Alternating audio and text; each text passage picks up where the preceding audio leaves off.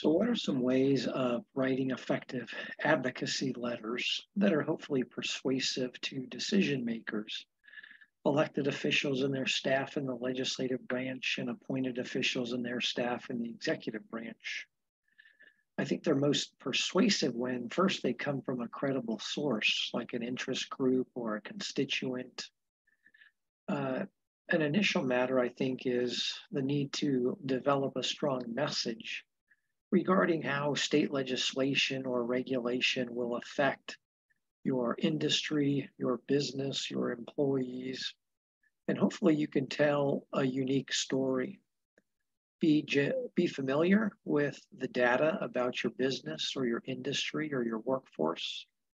Describe the impact clearly of a proposed bill or regulation and its direct impact on your business or your industry. Some of the things that I consider when communicating with elected or appointed officials is that they really appreciate hearing some real life stories for you to illustrate really how the legislation or regulations impact. If you're a constituent or a member of a group, share your personal experience, but keep the message simple and be organized in your letter. And of course, you need to present your key points in clear and concise terms.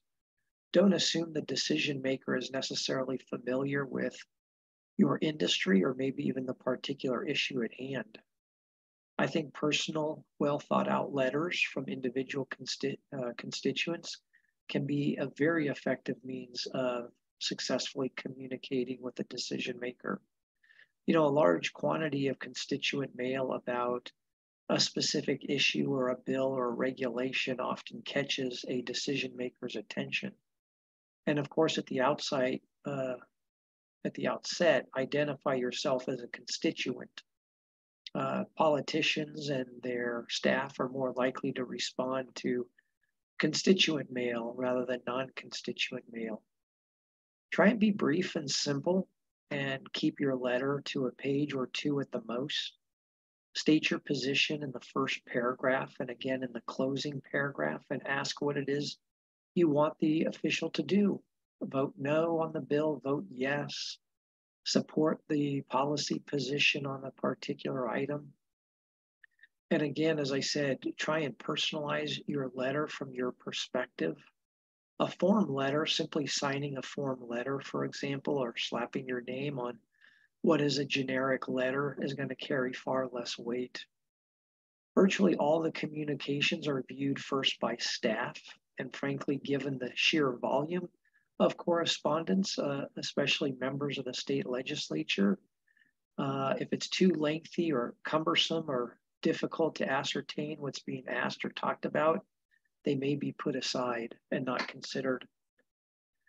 It's, of course, invaluable to be professional and courteous, even if you might intensely disagree with the politics or position of your elected representative. Express any disappointment in a calm, rational, professional manner, and always try and ask for reasonable action that would be necessary or helpful. It's important that your letter open, strongly addressing your key points that will be an attention getter of the reader. Focus on your core messages, 2 or 3 key items, and that's it. And then there are some other points to keep in mind. These are suggestions from the California Chamber of Commerce in letter writing. Use your business letterhead when communicating your position on a bill. Keep your letter short. A succinct one-page letter will have more impact than a longer one. If you have any documentation of the bill's impact on your business, enclose it, but keep a short cover letter. If you know the bill's hearing date, be sure to include it at the outset in your letter. Get to the point of your letter, your position, your request quickly, including your support or opposition position in the first sentence of the letter. Provide concrete, credible information on the impact that the bill will have. Elected officials prefer to hear from persons in authority, so the highest ranking person in your organization should be asked to sign the letter. Address the letter to the bill's author with copies to the members of the committee that are hearing the bill, as well as your own representative in the Assembly and Senate. Indicate the bill you're writing about by bill number and author of the measure, even a short phrase describing the bill, and then naturally whether you support or oppose it. This will help identify the proper staff person to help review your letter. Be sure to be clear for whom you are speaking in your letter. If you have a personal relationship with the elected official to whom you're writing, take a moment to handwrite an additional note at the bottom of your letter. Be sure to send copies of your letter to the governor's office, to the Department of Finance, and the committee staff so that the appropriate persons will review your letter as well. Act promptly in your writing and sending the letter so that it arrives before the vote is taken, not after. And if the legislator does respond to your request, be sure to acknowledge that and a thank you, especially for if they vote in favor of your position as well.